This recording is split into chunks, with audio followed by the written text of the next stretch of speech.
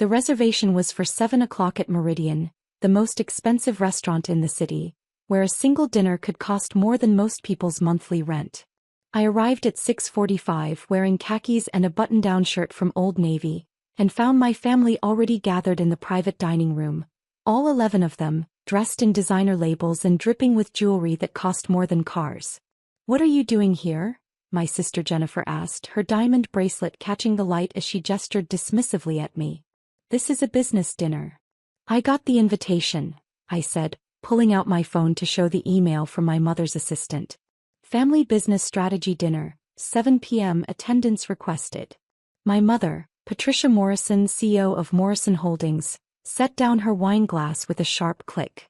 She wore a navy Chanel suit that probably cost $15,000, and her expression carried the same cold disapproval I'd seen my entire life. "This dinner is for actual business people," she declared, her voice cutting through the low murmur of conversation. "Not dreamers." My father, Richard Morrison, nodded from his seat at the head of the table. He'd retired as CFO 3 years ago but still maintained his board position and his air of absolute authority. "Sarah, you need to know your place. This dinner is for family members involved in the business. You make pottery in your garage." "I make ceramics," I corrected quietly. "There's a difference." "Not one that matters," Jennifer said. She was VP of Marketing, having married into her position through connections rather than competence. "We're discussing the acquisition of Techline Industries. A $200 million deal. What could you possibly contribute to that conversation?" My brother Michael, the COO, didn't even look up from his phone. "Mom's right. You don't belong here. This is embarrassing." I counted 8 family members at the table. My parents, 3 siblings, 2 spouses, and my uncle Robert, who served as general counsel. They all held positions in Morrison Holdings, the family empire my grandfather had built from a small manufacturing company into a diversified conglomerate worth $1.2 billion. And they all looked at me with varying degrees of disdain or pity. "I think there's been a misunderstanding," I tried again. "The only misunderstanding," my mother cut me off, "is you thinking you have any relevance to this discussion. You opted out of the family business 15 years ago when you decided to pursue your little art hobby. You don't get to opt back in when it's convenient." "I didn't opt out," I said. "I chose a different path." "A path that leads nowhere," my father said flatly. "You're 37 years old, Sarah. You live in a rental house. You drive a used Subaru. You sell coffee mugs at craft fairs. Meanwhile, your siblings are running a billion-dollar enterprise." My youngest brother, Thomas, who'd just been promoted to VP of Operations despite having worked at the company for only 2 years, smirked. "Maybe she's here hoping for a handout. Are you finally ready to admit your pottery thing failed?" "My ceramic studio is doing fine," I said evenly. "Fine," Jennifer repeated with a laugh. "That's the difference between you and us, Sarah. We don't aim for fine. We aim for exceptional. Market-leading. Industry-defining." "Speaking of which," my uncle Robert interjected, "we should begin. The Techline deal has time-sensitive components." He looked at me pointedly. "Sarah, this really is a closed meeting. Family members with active business roles only." "I have an active business role," I said. My mother actually laughed. "Selling mugs at farmers markets doesn't count as an active business role." "I also sell at galleries," I said. "And online. And through wholesale distributors." "How much do you make a year from that?" my father asked, his tone making it clear he already knew the answer would be insufficient. 30,000? 40? Your siblings are managing departments with annual budgets in the tens of millions. Last year my ceramics business grossed about 75,000, I admitted. The table erupted in barely suppressed laughter. Thomas didn't even try to suppress his. 75,000, my mother repeated. Your sister Jennifer's clothing budget is 75,000. Your brother Michael's car cost more than you earned all year. And you think you belong in a meeting about a $200 million acquisition. Maybe we should get security, Jennifer suggested. This is getting sad. I pulled out my phone. Before you do that, I need to make a quick call. Oh my God, Thomas groaned. Is this a performance piece? Are you going to call your pottery guild for moral support? I ignored him and dialed a number I had on speed dial. It rang twice before someone answered. Douglas? It's Sarah Morrison. I need you to execute option 7. Sell all $290 million in holdings. It's all of them. Morrison Holdings, Morrison Manufacturing, Morrison Real Estate Trust, and Morrison Ventures. Every single share. Liquidate the entire position. The room went silent. Douglas Pemberton, senior managing partner at Whitmore Investment Group, didn't hesitate. That's the complete Morrison portfolio. Are you certain? Completely certain, I said. Contact the other firms too. I want every share I own in any Morrison entity sold by market close tomorrow. No exceptions. That will require board notification, Douglas said. You own controlling interests in 3 subsidiaries and significant positions in the parent company. Then notify them, I said. Actually, they're sitting right in front of me. Their phones should be ringing in about 30 seconds. I ended the call. My father's phone buzzed first. Then my mother's. Then my uncle's. Then Jennifer's, Michael's, and Thomas's in rapid succession. They all looked at their screens simultaneously, and I watched the color drain from every face at the table. What did you do? My mother whispered, staring at her phone. I'm exercising my rights as a shareholder, I said calmly. Something I should have done years ago, but I kept hoping you'd eventually see me as something other than an embarrassment. My father was reading his notification, his hands shaking slightly. This can't be right. It says Sarah Morrison controls 47% of Morrison Holdings through various investment vehicles. 47.3% to be precise, I corrected. I'm the largest single shareholder. Grandpa made sure of that before he died. That's impossible, Jennifer said. The company went public. The shares were distributed among family members. Most of them were, I agreed. But Grandpa kept a controlling block in a private trust. He gave it to me on my 21st birthday along with about $80 million in liquid assets. He told me to invest wisely and never let the family know unless I absolutely had to. My Uncle Robert was scrolling frantically through his phone. This is showing Morrison Manufacturing, 62% owned by Clearwater Holdings LLC. Morrison Real Estate Trust, 55% owned by Pacific Ventures LP. Morrison Ventures, 71% owned by Cascade Investment Group. All entities I control, I confirmed. Grandpa taught me to structure investments through multiple vehicles for tax efficiency and privacy. Apparently, it also worked for keeping my actual net worth hidden from judgmental family members. My mother's face had gone from pale to red. Your grandfather gave you $80 million? When? 16 years ago, I said. He told me he was disappointed in how the rest of the family had turned out. Too focused on appearances, not enough on substance. He said you'd all forgotten that Grandpa started Morrison Holdings by making quality products, not by wearing expensive suits and looking down on people. So you've been sitting on this fortune for 16 years? Michael demanded.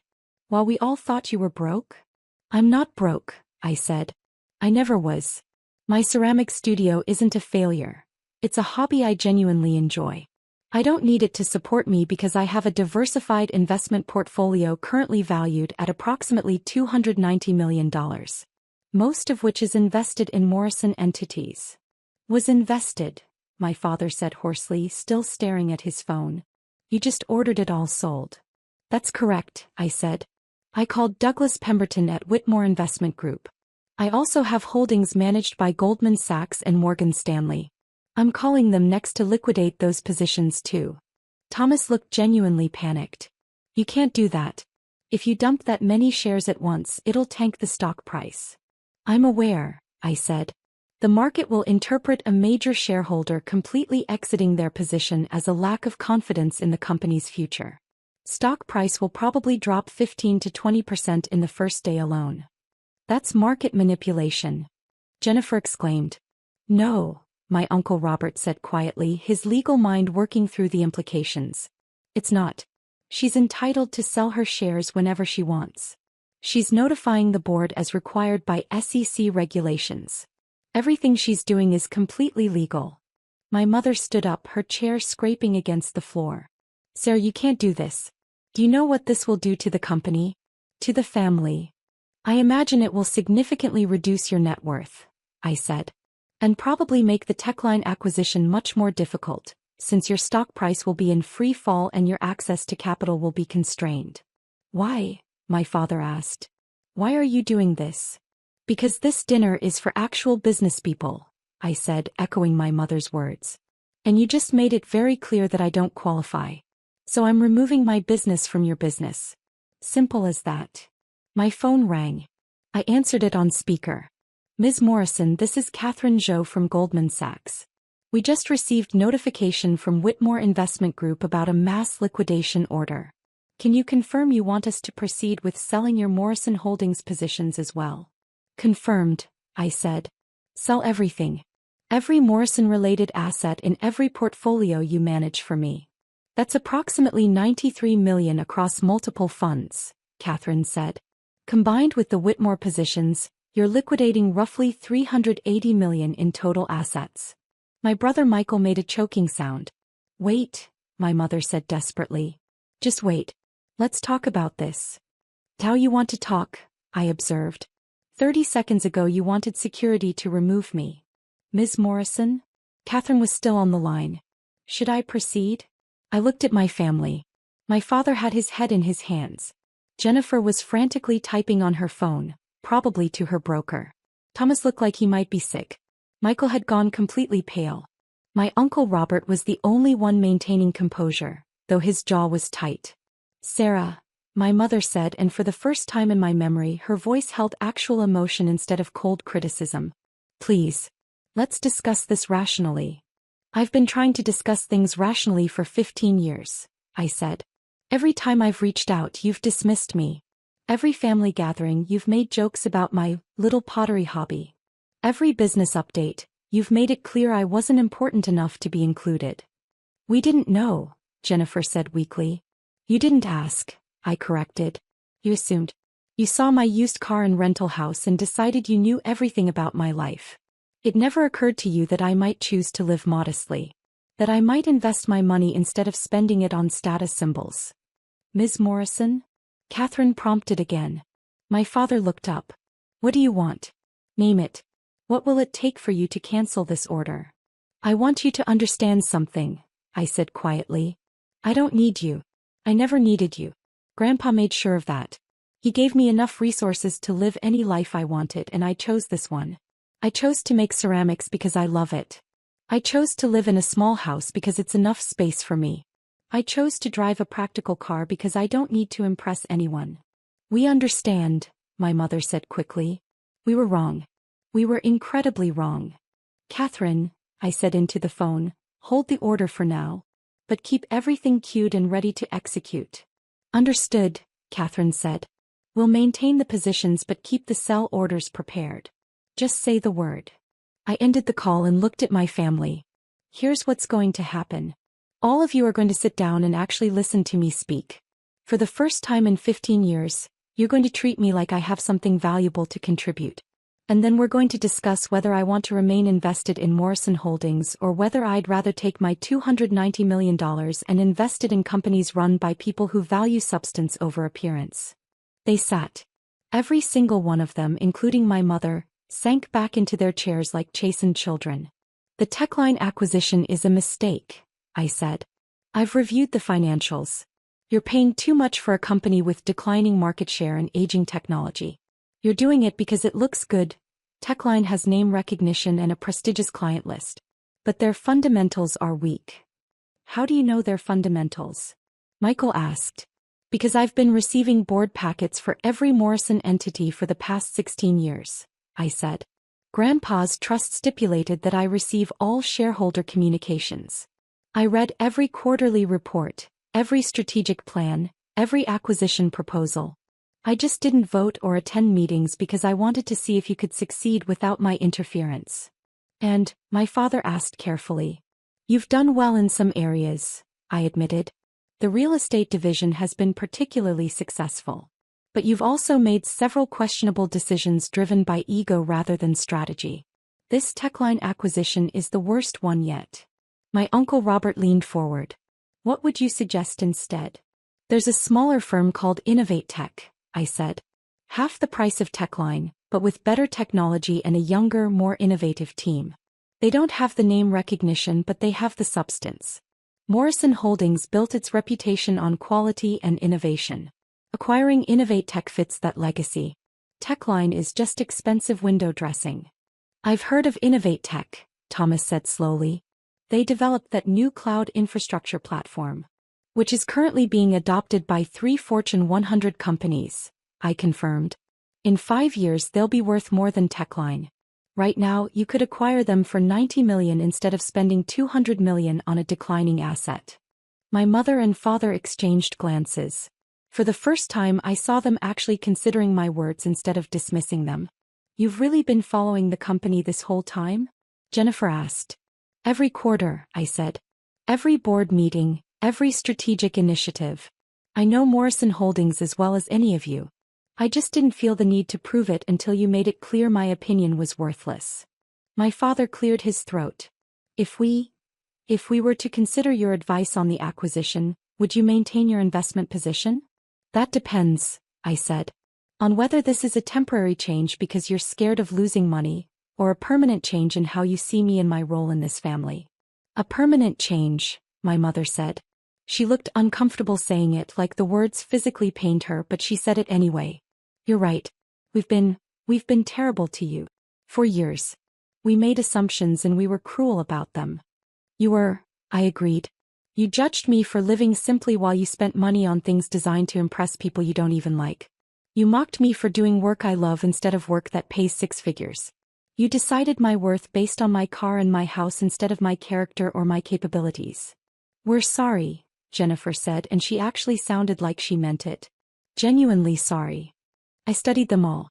My mother looked smaller somehow, her expensive suit unable to provide the armor of superiority she usually wore. My father seemed older, the weight of his misjudgment visible in every line of his face. My siblings had lost their smirks and their casual cruelty, replaced by something that looked almost like respect.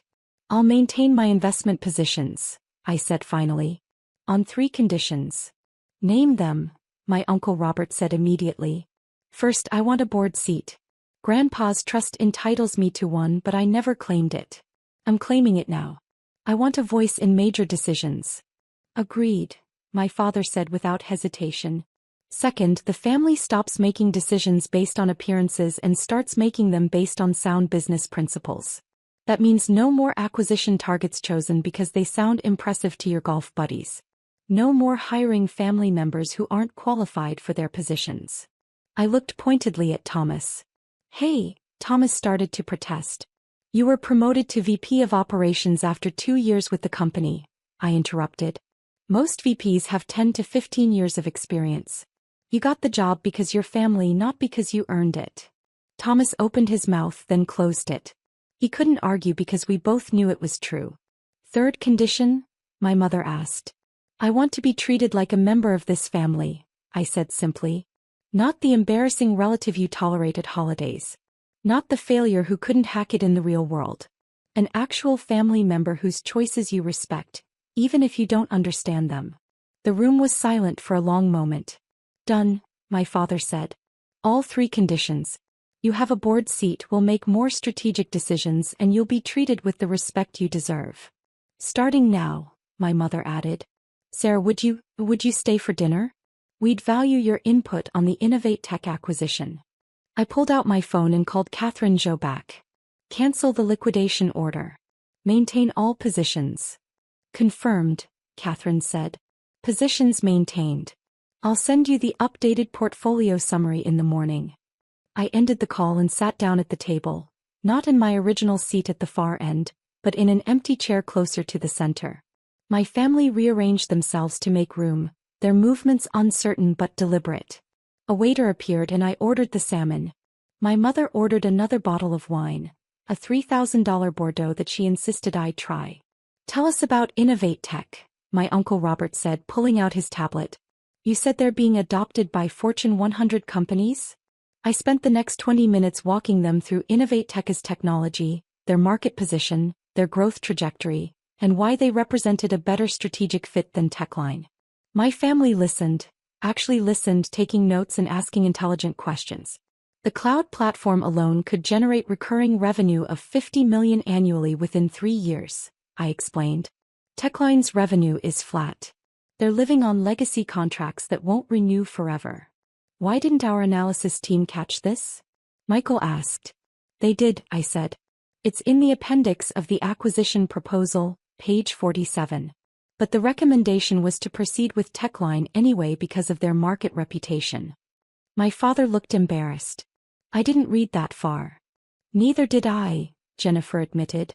I read the whole thing, I said. All 63 pages. Because unlike you, I don't have a team of assistants summarizing documents for me. I have to do my own research. You have $290 million, Thomas pointed out. You could hire a whole team of assistants. I could, I agreed. But then I'd lose touch with the details. Grandpa taught me that. He said the moment you stop reading the full reports is the moment you stop understanding your business. Grandpa was a smart man, my Uncle Robert said quietly. He was, I agreed. He was also disappointed in most of you. He told me that before he died. He said you'd forgotten what made Morrison Holdings successful in the first place. Quality products, smart decisions, and treating people with dignity regardless of their position. My mother winced. He said that. He did, I confirmed. He said the company had become more about status than substance. That you'd all started valuing the appearance of success over actual success. That's why he gave me the money and the controlling shares. He hoped I'd remember what he taught me and use it when the time came. The time has come, my father said. Clearly. We spent the rest of dinner discussing business strategy. I shared my analysis of several other opportunities I'd been tracking. A small manufacturing firm with innovative processes, a real estate development in an emerging market, a technology startup developing AI tools for industrial applications. My family took notes, asked questions, and for the first time in my adult life, treated me like I had valuable knowledge to share. By the time dessert arrived, the atmosphere had shifted completely. Jennifer asked about my ceramics work with genuine interest rather than condescension. Michael wanted to know how I'd learned to analyze companies so effectively. Thomas admitted he felt overwhelmed by his VP position and asked if I'd be willing to mentor him. I'd be happy to, I told Thomas. But you need to be willing to put in the work. Read every report. Understand every department.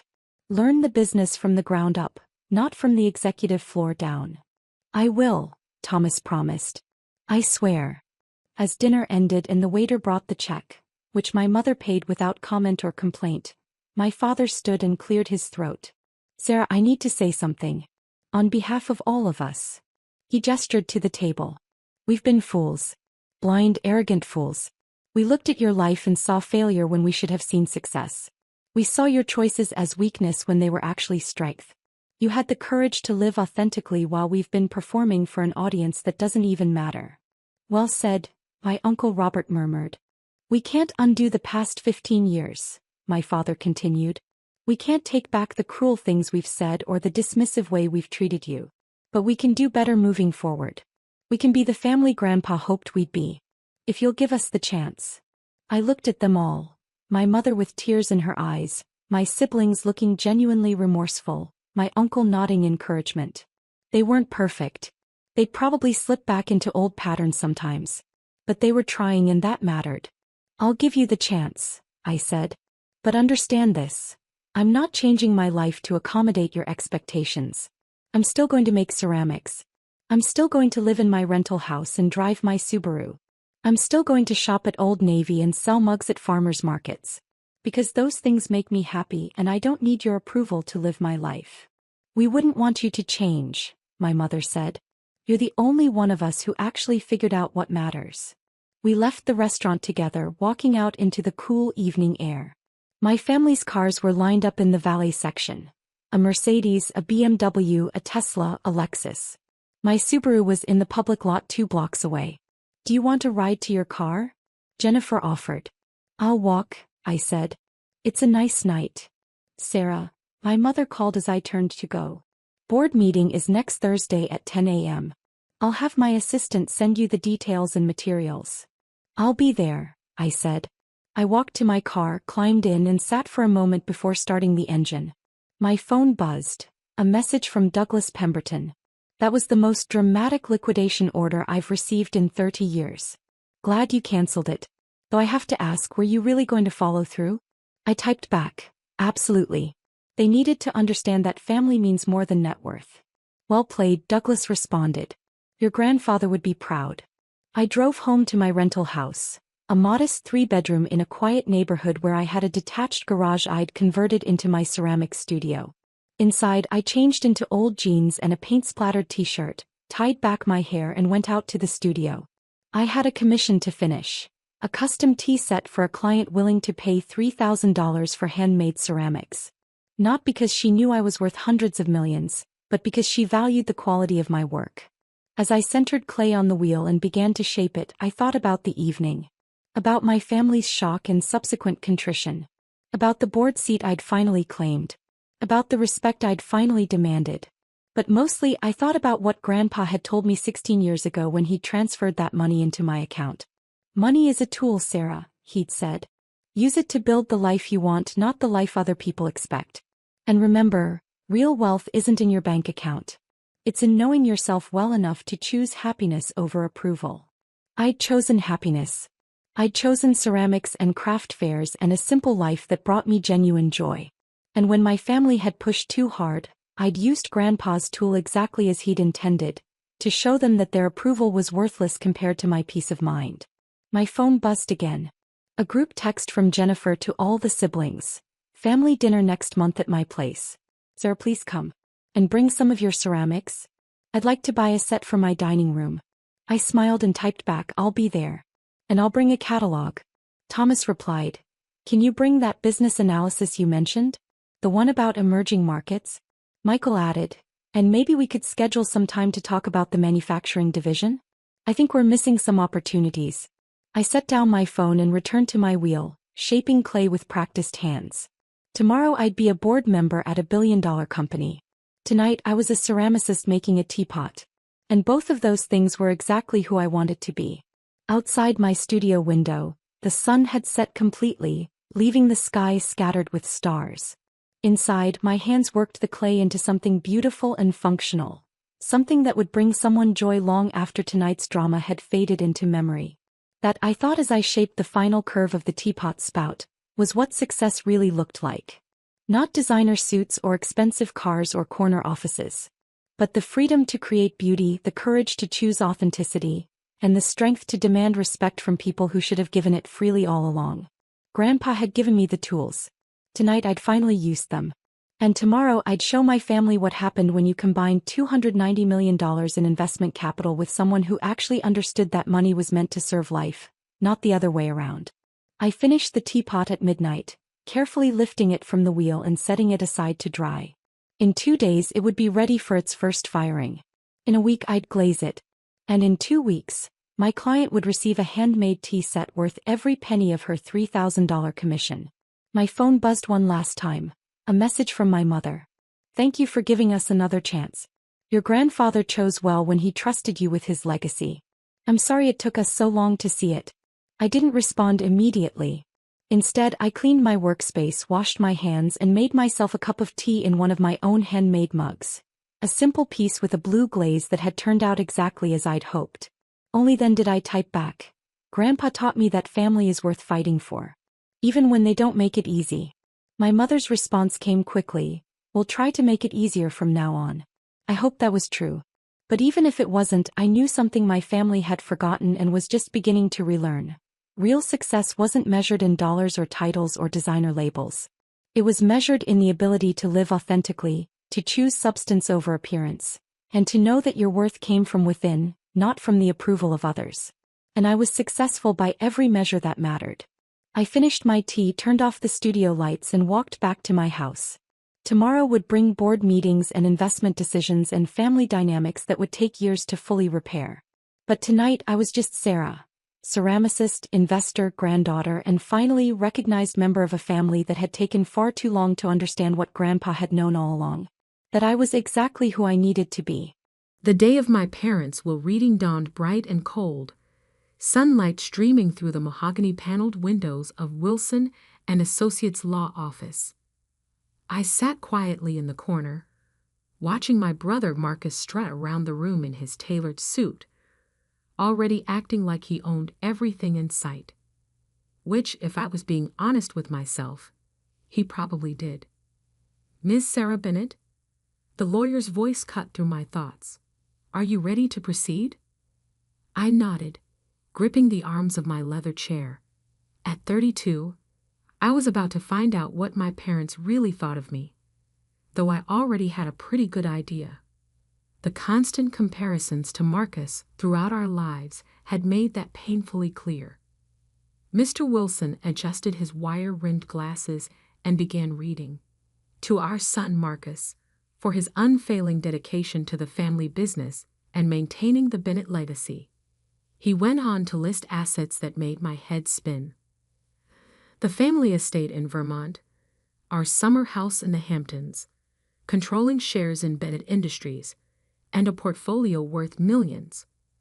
Marcus's smirk grew with each item. Then came my part. "To our daughter Sarah." Mr. Wilson paused, shuffling his papers. "We leave the painting Autumn Twilight, currently hanging in the study of our main residence." The room fell silent. Marcus didn't even try to hide his laughter. "A painting?" I managed to ask, my voice barely above a whisper. "Just a painting?" "It was your mother's favorite," Mr. Wilson offered weakly, clearly uncomfortable with the disparity. Marcus walked over and placed a hand on my shoulder, his grip just tight enough to hurt. "Don't worry, sis. I'll make sure you get a good job in the company. Maybe in the mailroom?" I shrugged off his hand and stood up. The Bennet family fortune, built over 3 generations, now belonged entirely to my brother. All I had was a single painting that my mother had bought at some small gallery years ago. I'd always thought it was pretty, a forest scene at dusk, with strange geometric shapes hidden among the trees, but it wasn't exactly a fair inheritance. "Is that all?" I asked Mr. Wilson. He nodded sympathetically. "The painting must be collected within 7 days." I left without another word, ignoring Marcus's calls behind me. The drive to my parents' house, now Marcus's house, felt surreal. The guards at the gate gave me suspicious looks, but let me through when I explained about the painting. Inside, the housekeeper Margaret met me with tears in her eyes. "Oh, Miss Sarah," she whispered, hugging me tight. "It's not right, what they did to you." I hugged her back, fighting my own tears. Margaret had been more like a mother to me than my own mother sometimes. She helped me take down the painting from the study wall, carefully wrapping it in a blanket. "Your mother used to stare at this for hours," Margaret said softly, "especially in the last few months. Sometimes she'd mutter about numbers and patterns. We thought the illness was making her confused." I looked at the painting more closely. In the fading light of the study, the geometric shapes seemed to shift and change, creating patterns I'd never noticed before. "Numbers?" Margaret nodded. She traced the shapes with her fingers, over and over. Mr. Bennet would get so angry about it. That night, in my small apartment across town, I hung the painting on my living room wall. It was beautiful in its own way. The forest scene was painted with incredible detail, each leaf and branch precisely rendered. But those geometric shapes, they didn't quite fit with the natural elements. They seemed almost deliberate, like they were trying to tell me something. I poured myself a glass of wine and sat on my couch, staring at the painting. My mother's final gift to me. Was it really just a cruel joke, a final reminder that I'd never measure up to Marcus? Or was there something more? My phone buzzed. Marcus calling again. I ignored it, like I had his last 5 calls. He probably wanted to gloat more, or maybe offer me that mailroom position. Instead, I opened my laptop and started researching the painting. Autumn Twilight, by an artist named James Morrison. No major exhibitions, no auction records, barely any online presence at all. The gallery where my mother bought it had closed years ago. It was like the painting had appeared out of nowhere. A text from Marcus popped up. "Don't be bitter, sis. Come work for me. It's what Mom and Dad would have wanted." I snorted. What my parents had wanted was for me to be more like Marcus, to care about profit margins and shareholders instead of pursuing my passion for art history and restoration. I disappointed them by choosing my own path, and now they'd made their feelings crystal clear. But something about the painting kept drawing my attention.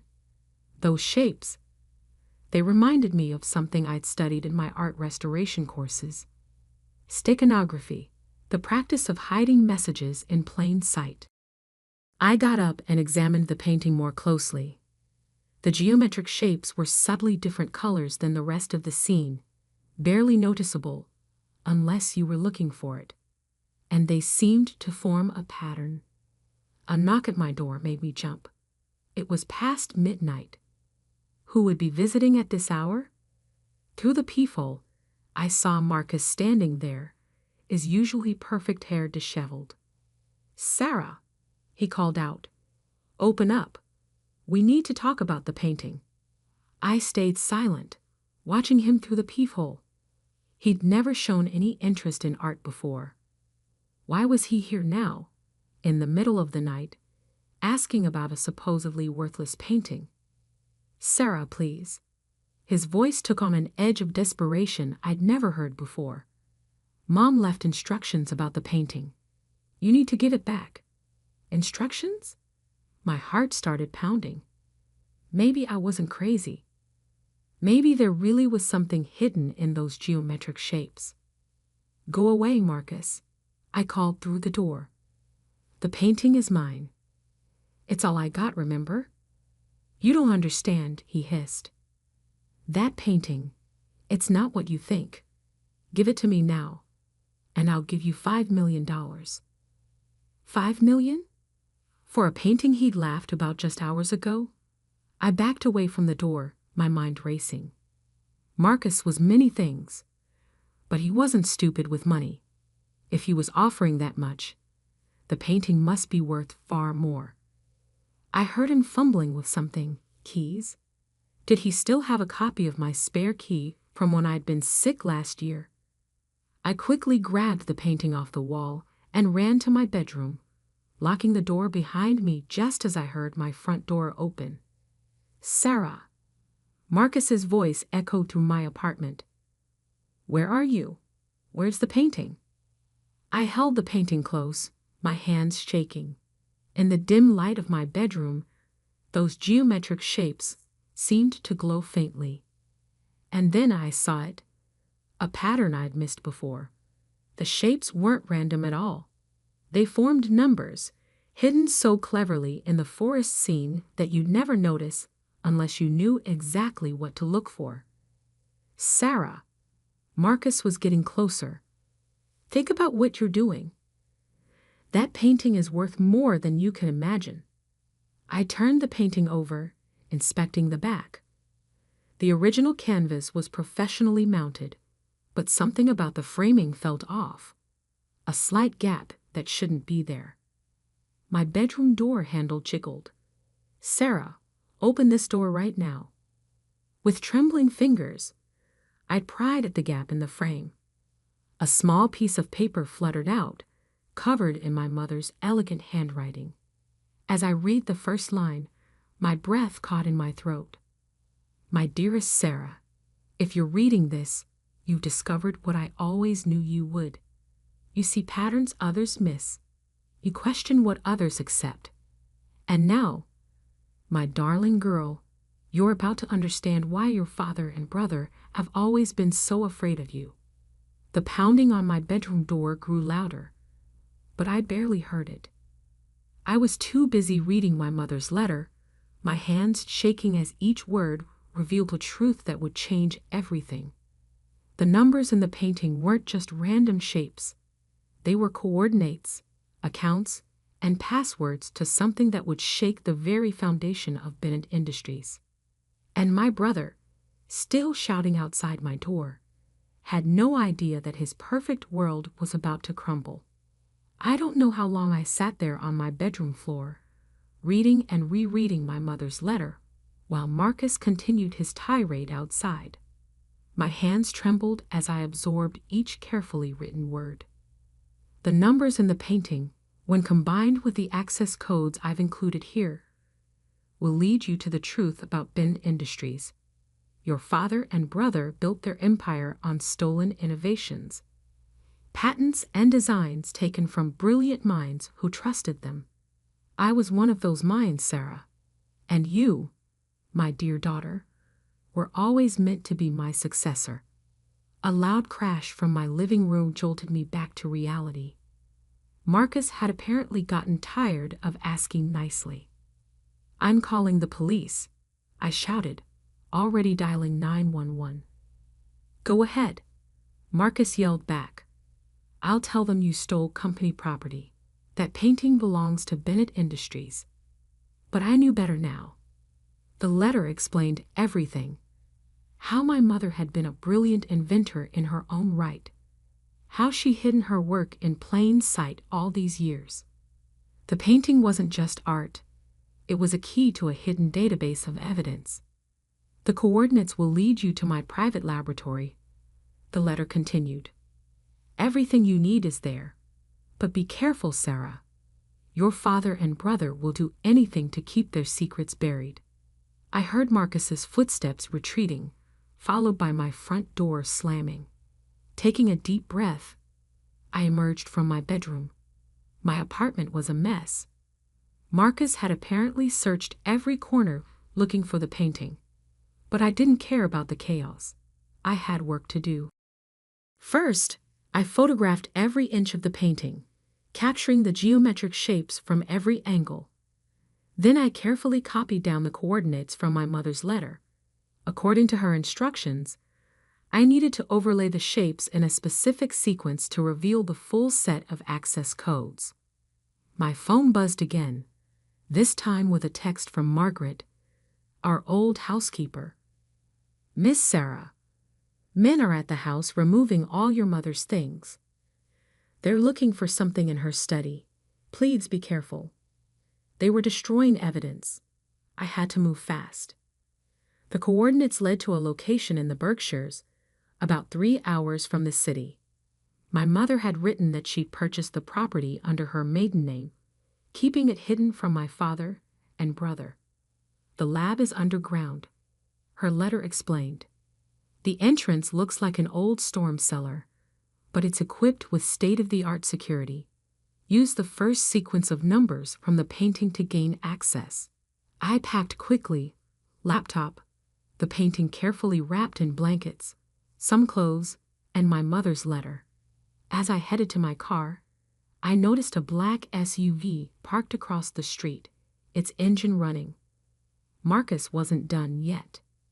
The drive to the Berkshires was tense. The SUV followed me for the first hour, keeping a consistent distance. I took every detour and back road I could think of, finally losing them somewhere near the Massachusetts border. By the time I reached the coordinates, it was nearly dawn. The property looked abandoned at first glance, just an overgrown field with an old farmhouse in severe disrepair. But as I walked the grounds, comparing the geometric shapes in the painting to the natural landscape, I realized my mother's genius. The shapes weren't just numbers, they were a map. The seemingly random patterns of trees and rocks matched the artwork perfectly. The storm cellar was exactly where the painting indicated. Its rusted doors looked like they hadn't been opened in decades, but when I input the first sequence into a hidden keypad, they smoothly swung open to reveal a staircase descending into darkness. Motion sensor lights flickered on as I made my way down. The temperature dropped with each step, and I could hear the soft hum of ventilation systems. At the bottom, another keypad waited. This time, I needed to use the second sequence from the painting. The laboratory that emerged from the darkness took my breath away. It was like stepping into a different world. Pristine white walls, advanced equipment, and rows of computers humming quietly. But what caught my eye was the wall of patents and prototypes. Dozens of innovations that I recognized from Bennett Industries products, but with one crucial difference. They all bore my mother's original signature. "Oh my God," I whispered, moving closer to examine them. These weren't just similar to Bennett Industries technology. They were the originals. My mother hadn't just been a passive observer in the company. She had been its hidden genius. A familiar voice behind me made my blood run cold. "Impressive, isn't it?"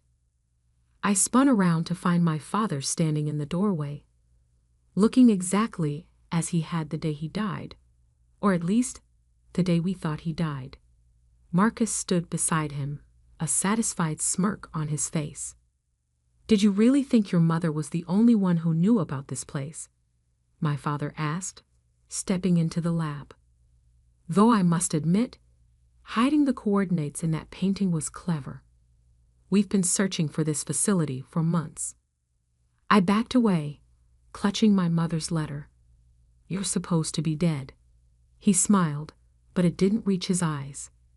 Sometimes the best way to find something is to make people stop looking for it. Your mother's death was unfortunately real, but mine? Well, let's just say it served its purpose. Though the reading was a trap, I realized. You wanted me to find the painting.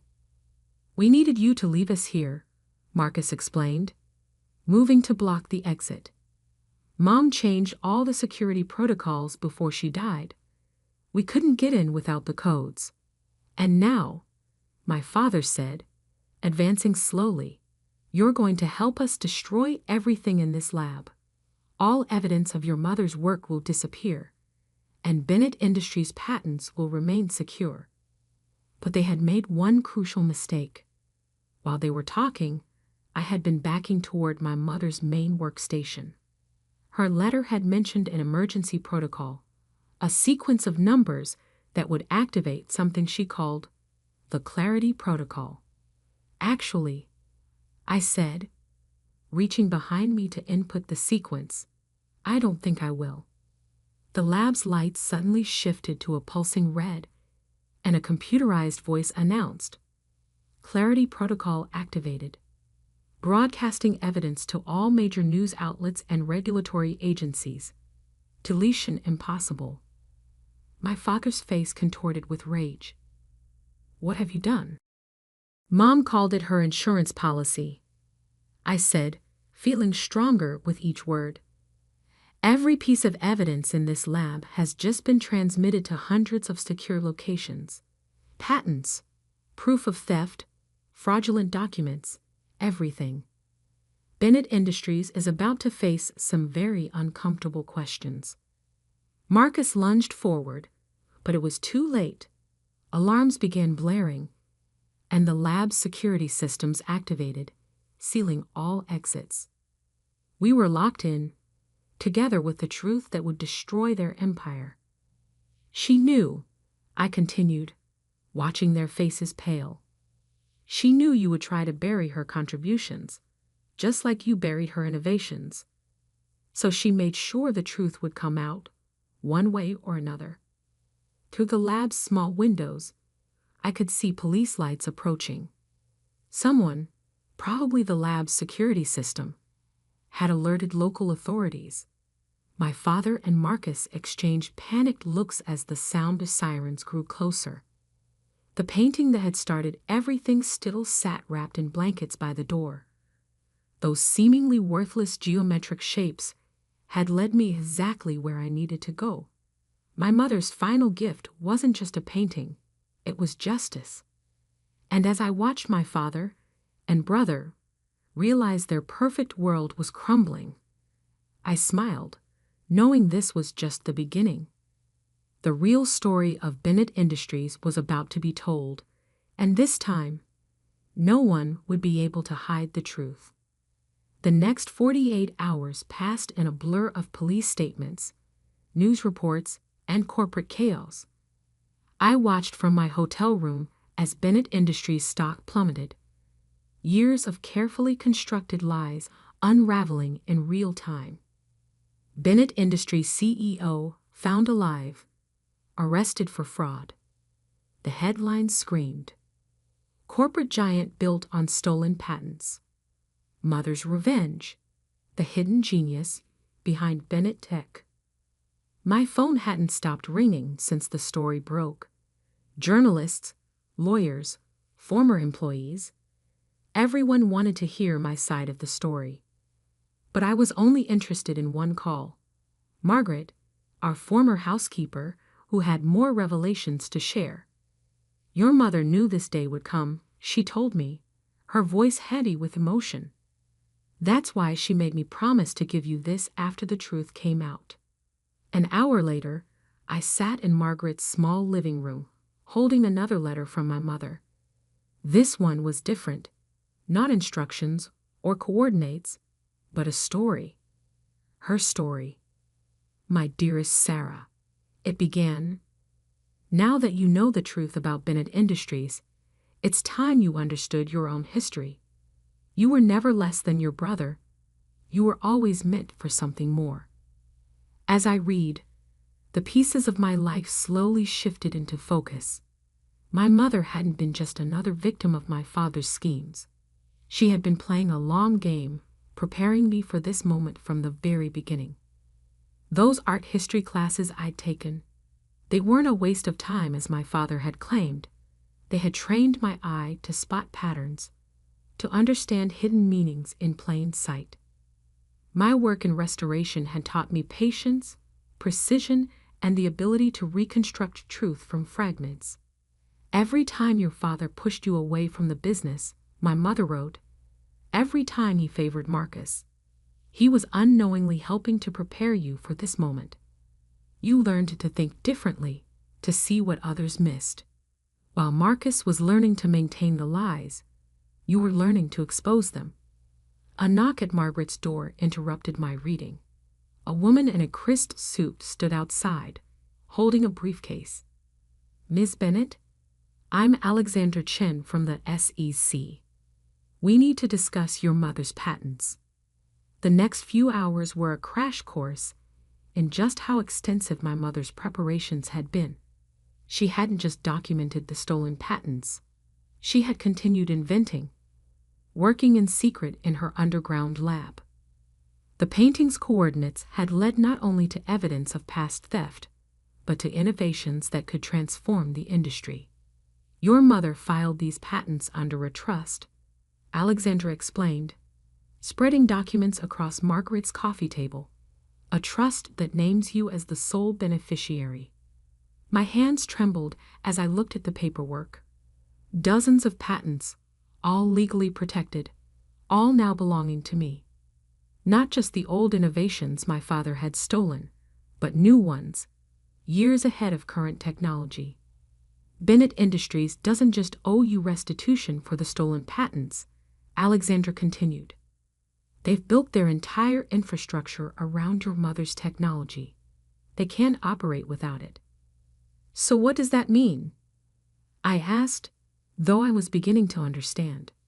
It means, Ms. Bennett, that you now effectively control the company that cast you aside.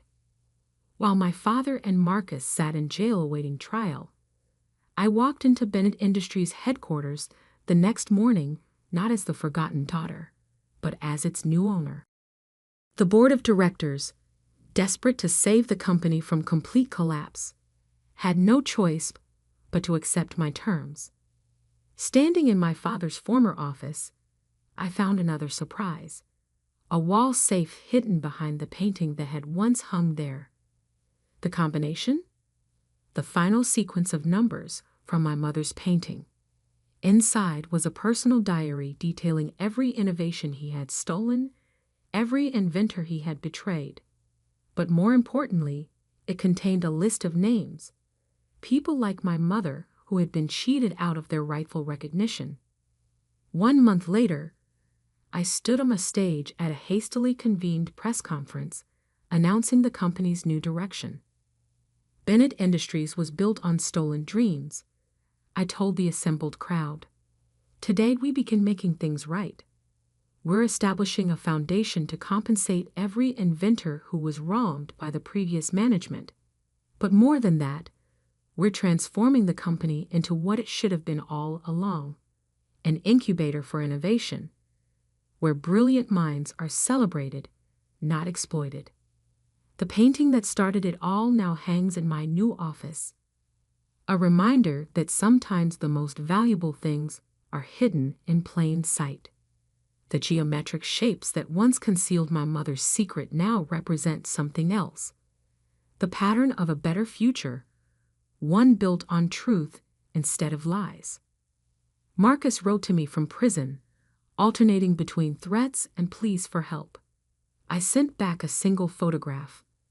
The painting, now hanging exactly where our father's portrait used to be. He would understand the message. His world of deception was over.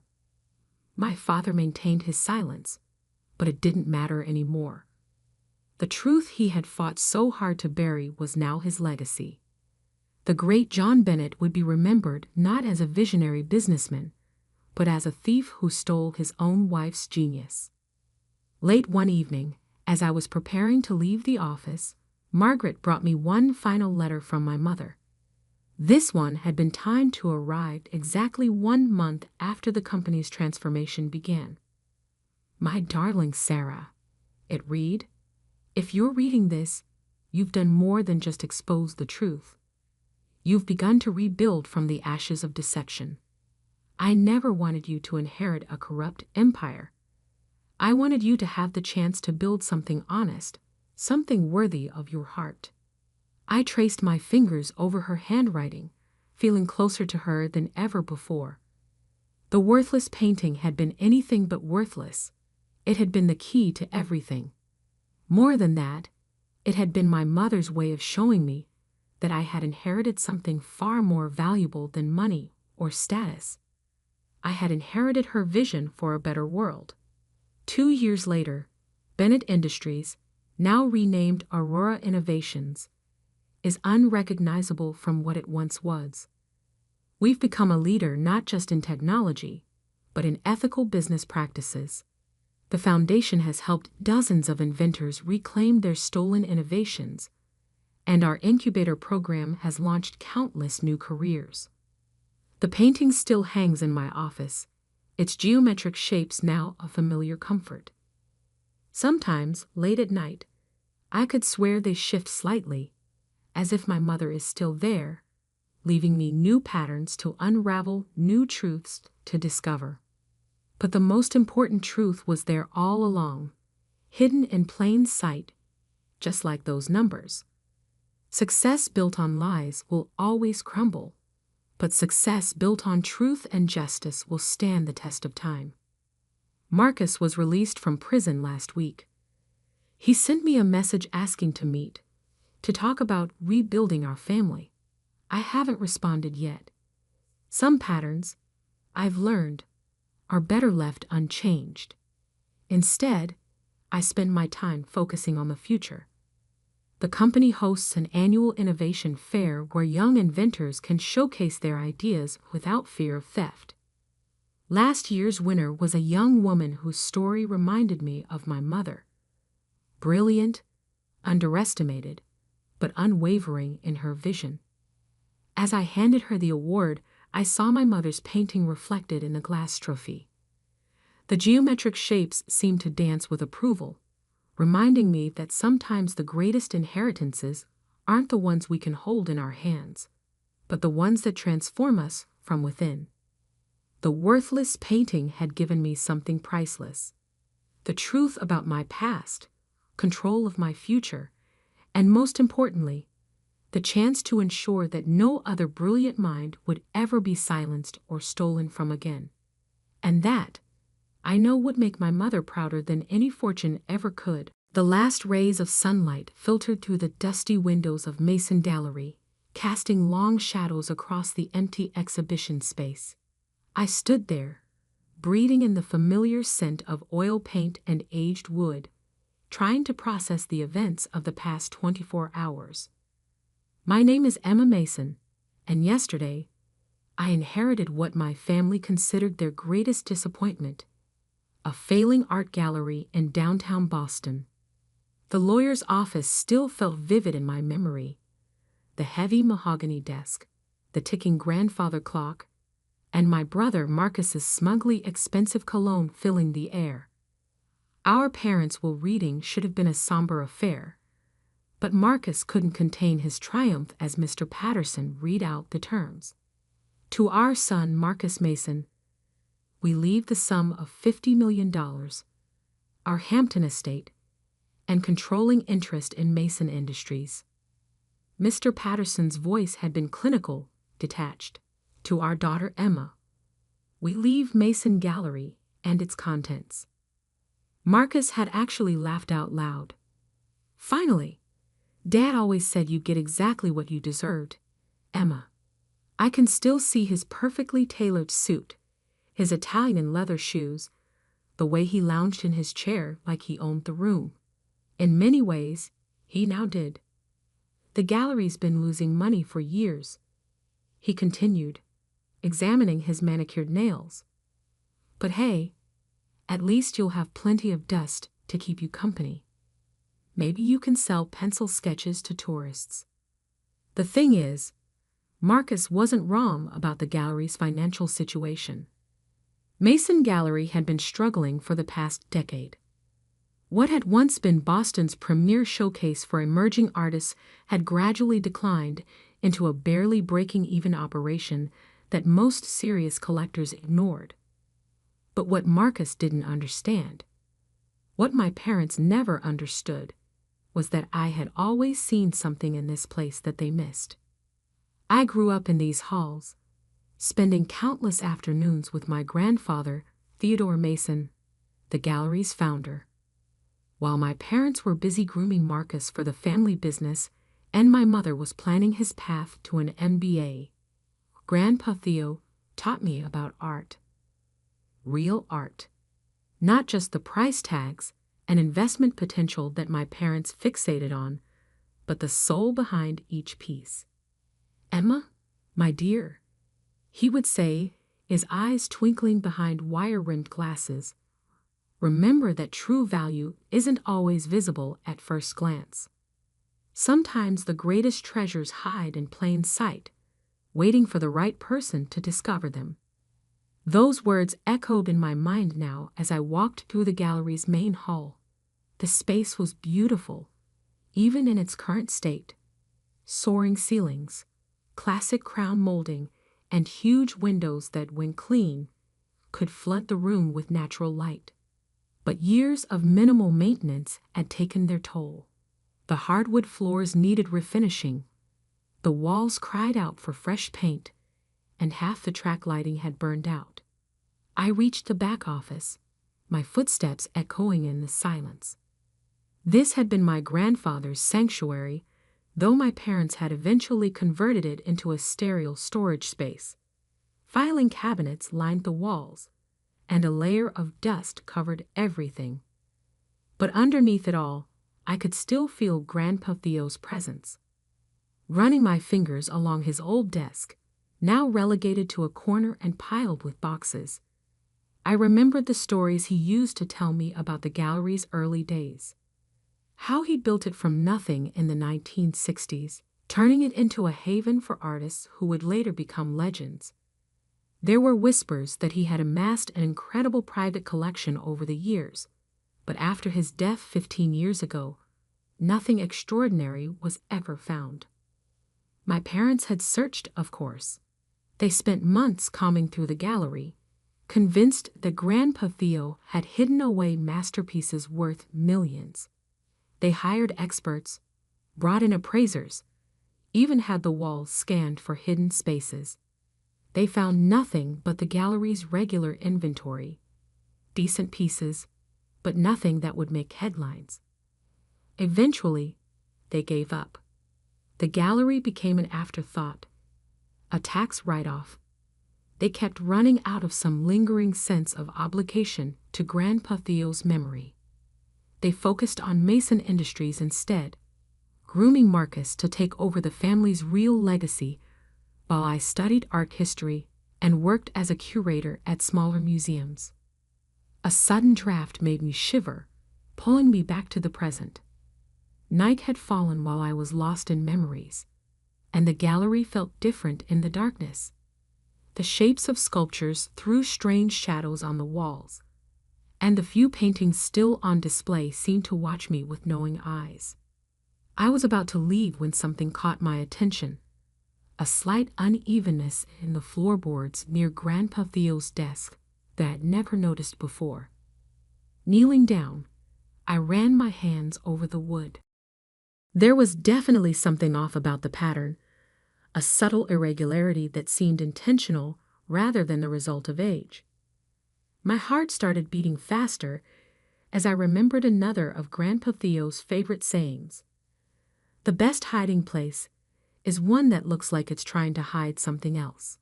I spent the next hour examining every inch of that floor and the surrounding area. Just when I was about to give up, my fingers found it. A tiny lever disguised as a knot in the wood. With trembling hands, I pulled it. The mechanism was so well crafted that it barely made a sound. A small section of the floorboards slid aside, revealing a narrow space underneath. Inside was a leather-bound journal, its pages yellow with age, and a single key that looked far older than the gallery itself. The journal was my grandfather's. I recognized his distinctive handwriting immediately, but it wasn't his usual flowing script. These notes were hurried, almost frantic, filled with sketches and calculations and what looked like coded messages. One page caught my eye. At the top, in bold letters, it read, "The True Collection, for Emma's eyes only." My hands shook as I turned the page, but before I could read further, my phone buzzed. It was a text from Marcus. "Meeting tomorrow at 9 a.m. Time to discuss selling that dusty gallery of yours. I already have buyers interested in the building." I looked at the journal in my hands, then back at the message. Marcus had no idea what I just found, and for now, that was exactly how I wanted to keep it. I carefully returned the journal and key to their hiding place, making sure the floor panel was securely closed. Walking out of the gallery that night, I felt different. The weight of my seemingly worthless inheritance had transformed into something else: anticipation. My grandfather had left me more than just a struggling gallery. He'd left me a mystery. And tomorrow, while Marcus would be planning to strip this place for parts, I would begin to uncover what Grandpa Theo had hidden away all those years ago. I locked the gallery's front door, the key feeling more significant in my hand than ever before. Looking up at the building's elegant facade, I smiled, remembering Grandpa Theo's words one last time. "Patience, Emma. The best stories take time to unfold." He was right. This was just the beginning.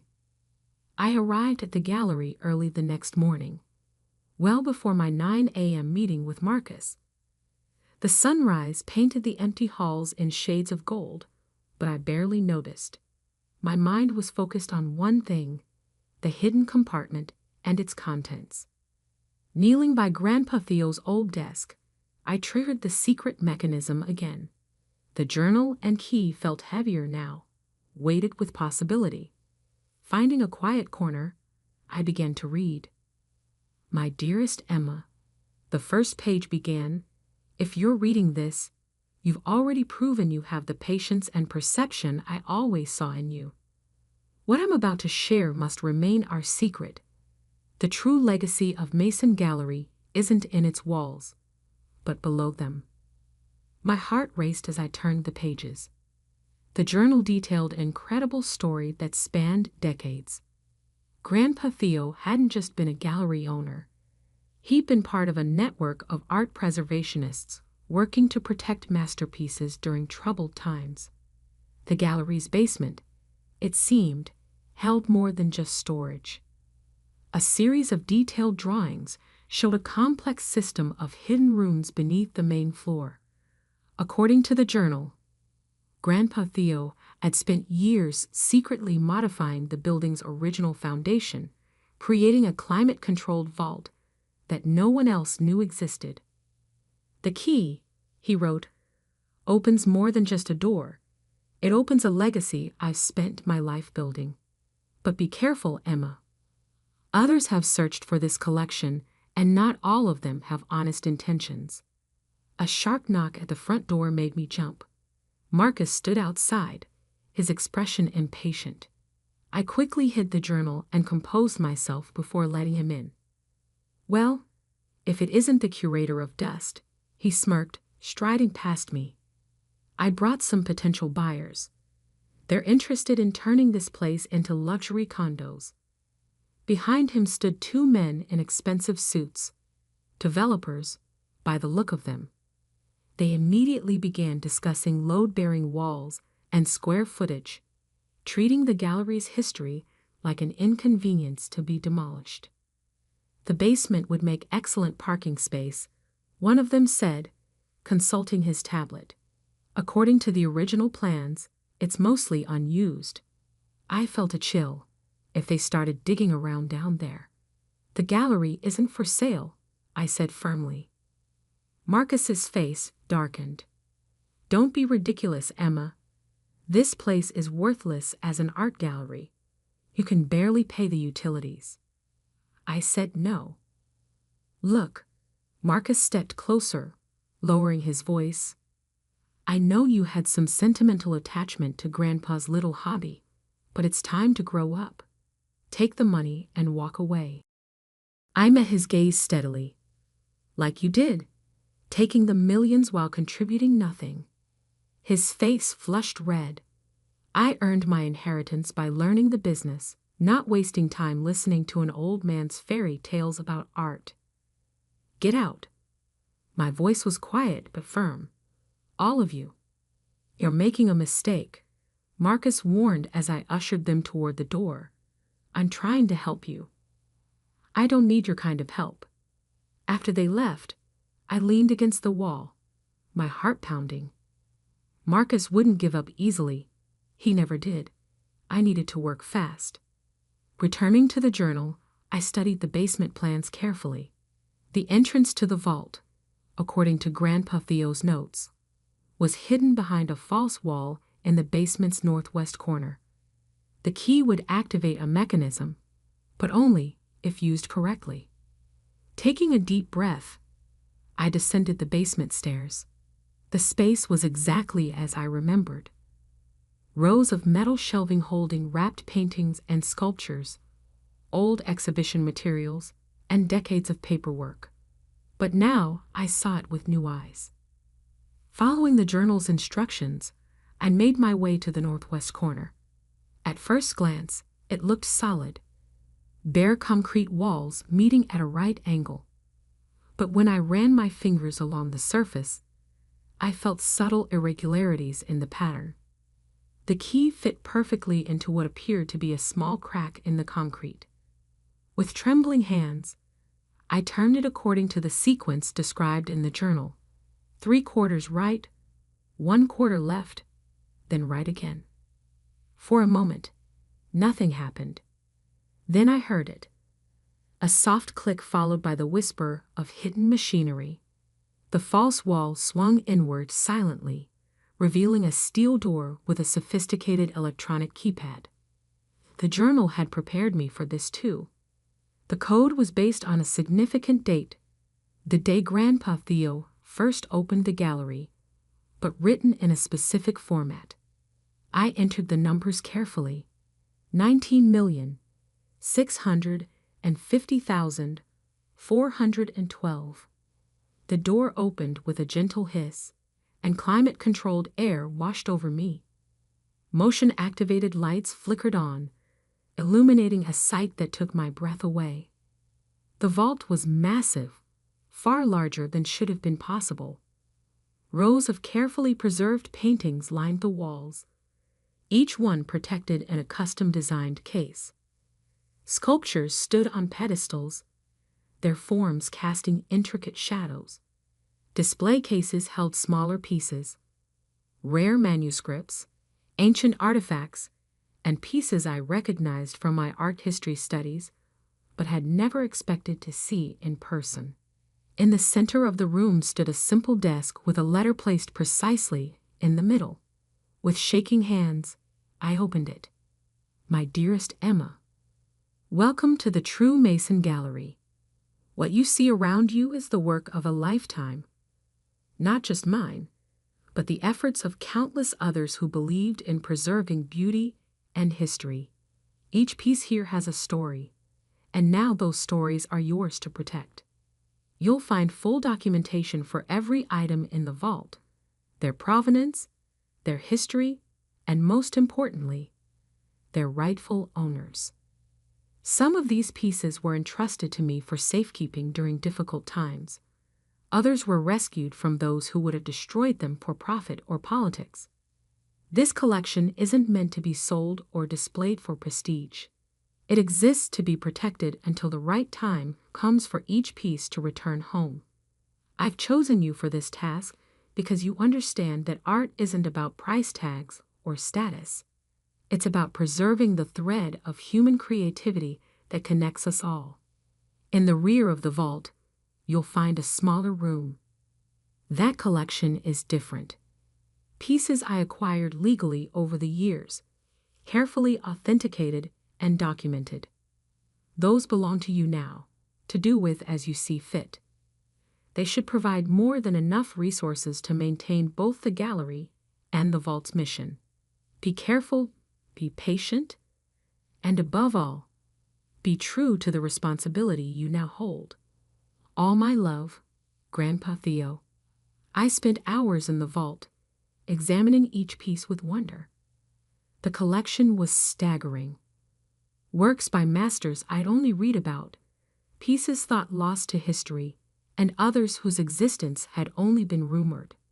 In the private collection Grandpa Theo had mentioned, I found dozens of carefully selected works by artists whose values had skyrocketed over the decades. Even a conservative estimate put their worth well over $100 million. But it wasn't the money that brought tears to my eyes. It was the trust my grandfather had placed in me, the legacy he prepared me for all those years ago without my knowing it. A notification on my phone broke the spell. Multiple missed calls from Marcus and a text. This isn't over. You're making a huge mistake. I looked around the vault, at the priceless collection my brother would have sold without a second thought, and smiled. For the first time since inheriting the gallery, I felt completely certain of my path forward. Carefully securing the vault, I headed back upstairs. There was work to be done. The gallery needed renovation, security needed upgrading, and I had a legacy to protect. Marcus was right about one thing. This wasn't over. But he had no idea what he was really fighting against. While he plotted to seize what he thought was a worthless building, I was now the guardian of something far more valuable than money could measure. Looking up at the gallery's walls, I whispered, "Thank you, Grandpa Theo. I won't let you down." The next few weeks passed in a blur of activity. I hired contractors to restore the gallery's original features, but only after having them sign ironclad confidentiality agreements. The basement remained strictly off-limits, listed as undergoing environmental assessment to deter curious eyes. I spent my nights studying Grandpa Theo's journal, learning the stories behind each piece in the vault. Some had been rescued from Nazi looting during World War II, others from more recent conflicts. Each artwork had its own detailed file, including documentation about its rightful owners and the circumstances that had brought it into my grandfather's care. But Marcus, true to his word, wasn't giving up. First came the legal threats. A thick envelope arrived from his lawyers, claiming that the gallery's deteriorated condition constituted negligent management of family assets and demanding an immediate sale.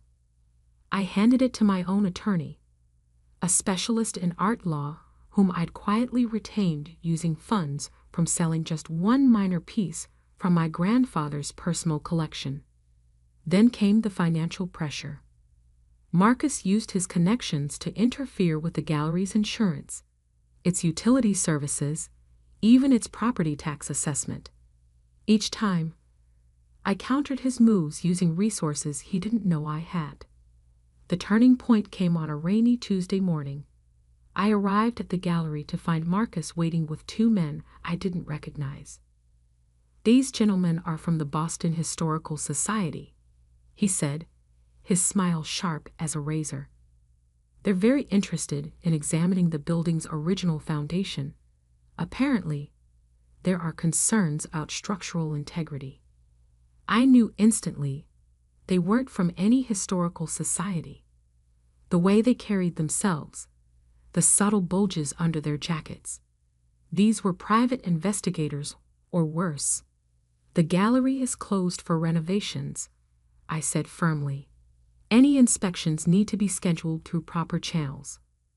One of the men stepped forward. "We have authorization to leave."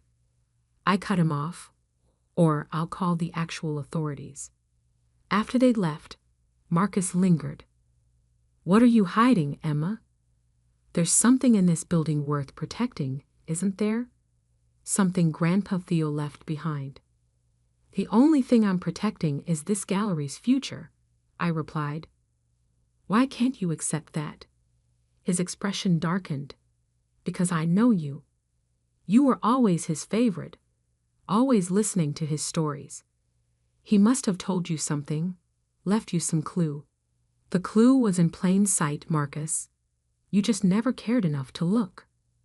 That night, I knew I had to accelerate my plans. Marcus was getting desperate, and desperate people make dangerous choices. I spent hours in the vault, carefully documenting everything.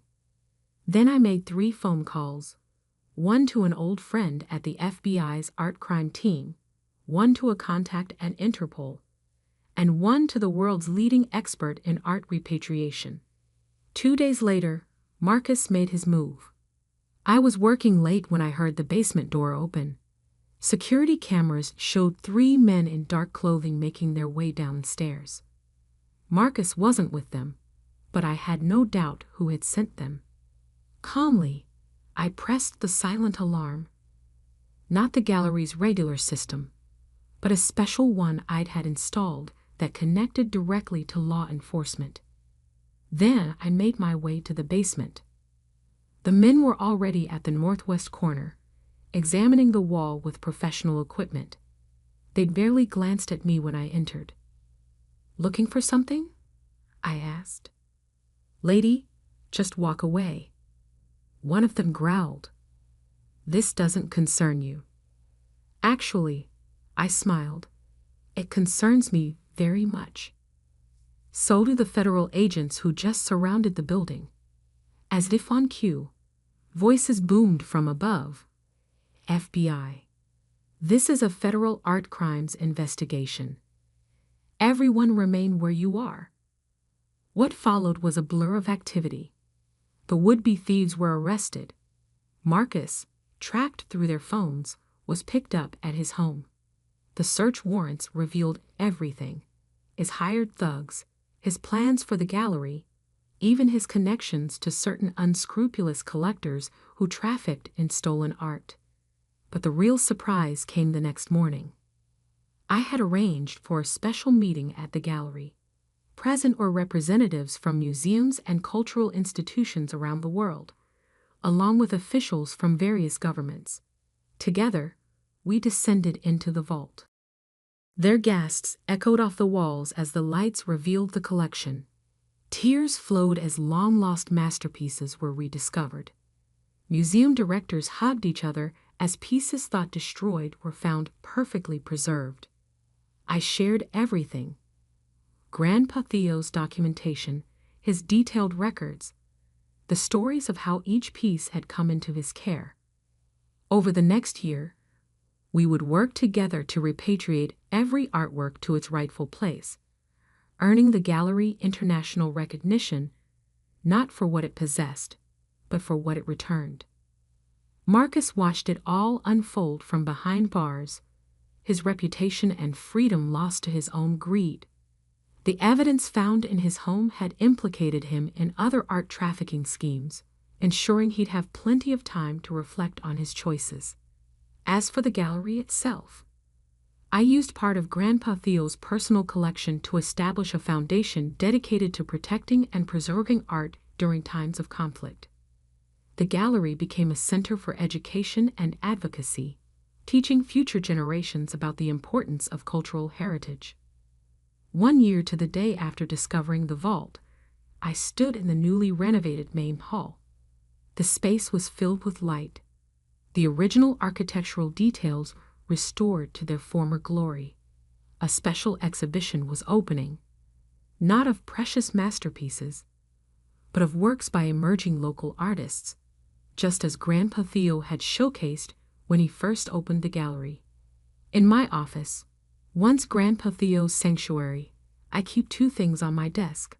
The first is his journal, a reminder of the legacy he entrusted to me. The second is a small news clipping from the day Marcus was sentenced, not out of spite, but as a reminder that true value isn't found in what you can take, but in what you choose to protect. The gallery still bears the Mason name, but it stands for something different now. Not just a family legacy, but a commitment to preserving art for future generations. Every day, as I walk through these halls, I feel Grandpa Theo's presence, and I know he would be proud. Sometimes, late in the evening when the gallery is quiet, I think about that moment when I first found the hidden compartment in the floor. How close I came to giving up, to letting Marcus turn this place into just another luxury development.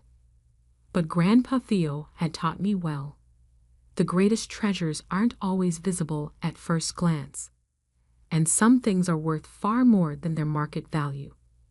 The vault beneath the gallery is empty now, its contents returned to their rightful homes around the world. But the space remains, ready if ever needed again, a secret chamber waiting to protect the next piece of history that needs saving. And sometimes, when young artists visit the gallery, their eyes shining with the same passion I once saw in Grandpa Theo's, I share with them his favorite saying, "True value isn't always visible at first glance. Sometimes the greatest treasures hide in plain sight, waiting for the right person to discover them." They never know that I'm not just talking about art. The gallery that everyone thought was worthless turned out to be priceless, not because of what it contained, but because of what it stood for: a legacy of protection, preservation, and the understanding that some things are worth more than all the millions in the world. Marcus may have gotten the money in our parents' will, but I got something far more valuable: a purpose, a mission, and the chance to prove that sometimes the best revenge isn't getting even, but doing what's right. The Mason Gallery stands tall in downtown Boston, its windows gleaming in the sunlight. It's no longer the dusty, failing space my brother mocked.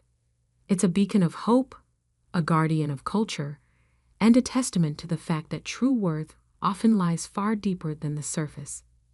And me? I'm no longer just Emma Mason, the disappointment who got the worthless inheritance.